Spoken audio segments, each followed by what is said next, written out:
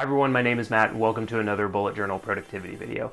In this episode, it's part 2 of the productivity yearly planning that I did a couple of weeks ago. So if you haven't seen that yet, you can check out the card right here, or you can look at the description below. There's going to be a link to it, end screens, all of that. But even if you want to start at this video, you're going to be in really good shape because this video breaks down the themes, goals, and systems talked about in the other video into really small actionable steps that you can take in order to move forward in the things that matter to you. Now I'm going to be showing you how I do this in the bullet journal through a theme and a goal that I have for the year, which is to become more technically proficient and learn how to code in SQL.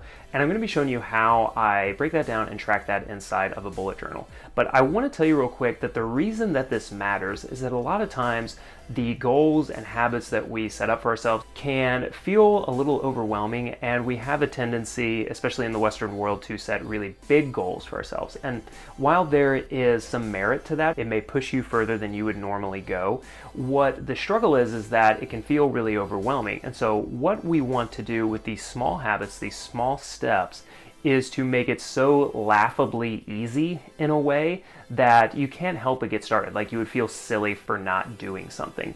Let me tell you how this would work for me. In learning how to code in SQL, I do have a practice system set up. I have a course that I'm going through. I have like everything structured in my environment to set up a time when I can go through that. But the way that I practice and take small steps on a daily basis is by reading one page of a SQL textbook or learning book, and also going through 5 practice questions. Now, I have an app on my phone that allows me to do that. It makes it really easy, but it's just 5 quick questions. It takes me maybe 5 minutes just to review them.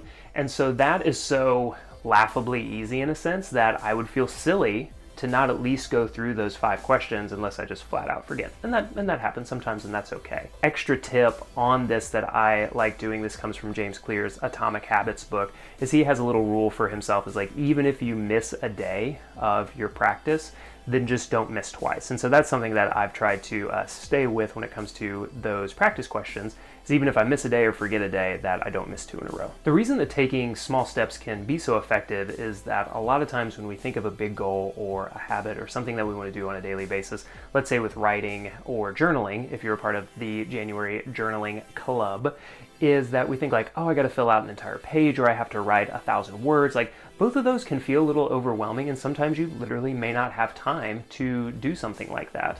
And so what a small habit, what a Kaizen step would look like, and I'll come back to that word in a minute, is taking the smallest possible forward action. And so for journaling, it would be like, just write 1 line. And I send out prompts to people. If you want to join, make sure you check out the link below. But I send out prompts to people, and that just gets you, I ask you a question, and you just try and write 1 line on it. That's all you have to do for the day. Or you can write 1 highlight, or anything about the day, but it's just 1 line at a time, and that can really help get you started. Another example is from BJ Fogg, who's a Stanford professor, and one of the things that he asks people to do in his case studies or research studies is that he asks them to just go home and floss 1 tooth. Hey, you just have to go floss 1 tooth a day for the next 30 days. The group that was just told to floss 1 tooth flosses more consistently and, surprise, surprise, flosses more teeth than just 1. So just asking them to do that super small thing, there's a similar fitness study or research that if you just ask people to do like literally 1 or 2 push-ups a day, they'll end up doing more push-ups than a group that you just say like, hey, see how many push-ups you can get in the next week. By giving yourself permission to start and start small, it almost like feels silly to not do it at all. Like if you just told yourself, all I have to do is a couple of push-ups, and you did those, you're gonna be like, well, you know what? I'll bang out a few more, or 10 or whatever, and before you know it, maybe you've done like 50 push-ups. What the research shows with this, and the reason that it's so powerful, is because you're building that system and you're building that process inside of your mind that knows, hey, it's time. This is something that I can do. This is something that I'm comfortable with. The fear that you get to overcome is so much less when you just give yourself permission to start really small. Another way that you can do this in a way that I do it personally is by having like a moment of no return, like mini habit. And I talked about this in the other video as well, but let's say you wanted to wake up early and go to the gym to work out. Well, that may seem like a big thing to do in the moment, like especially get up, you have to do everything. But if you just tell yourself, okay, I don't actually have to get to the gym, I just have to get in the car. And that's a trick that I've used for myself several times. It's like, all you have to do is get in the car. By the time you're in the car, then it feels silly to not go to the gym. And once you're at the gym, it feels silly not to do at least something. And then you've at least done the thing. You've gone through the system and you've worked the process that your mind has started to create for itself. You're creating kind of a habit roadmap that you can just get on and off whenever you need to. So the way that I do this inside of the bullet journal is that I have a sheet or I have a collection within the Bujo that I list all the things that I could do that are small steps that allow me to make progress on the habit, on the goal, on the theme that matters to me in my life. So taking the sequel example, I'm looking at things like reading one page or writing one query personally myself, going through practice questions, a small number of them.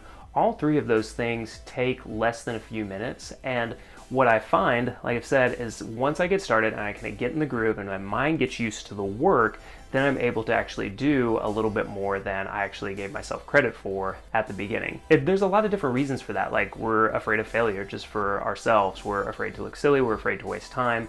But if we just give ourselves permission to like take a few small steps, then that starts to create a framework inside of our minds so we can continue to progress and make really, I think you'll see a rapid progress in the things that you want to do and make progress in your lives. The way this whole Kaizen process actually started was with Toyota manufacturing processes. It was this really radical thing because like the assembly line of what would happen is Toyota gave their employees the power to stop the line, to fix anything, to eliminate waste, and to make continuous small changes to the process that enabled them to become one of the largest car manufacturers in the world and one of the highest rated as well. Like, I've always owned Toyota cars. They're amazing and super reliable. One of the biggest companies in the world has used to make their business better is also something that you can do. So taking that mindset of every day I'm going to make small, continuous improvement and changes to the way that I live my life, to the things that I care about, and making progress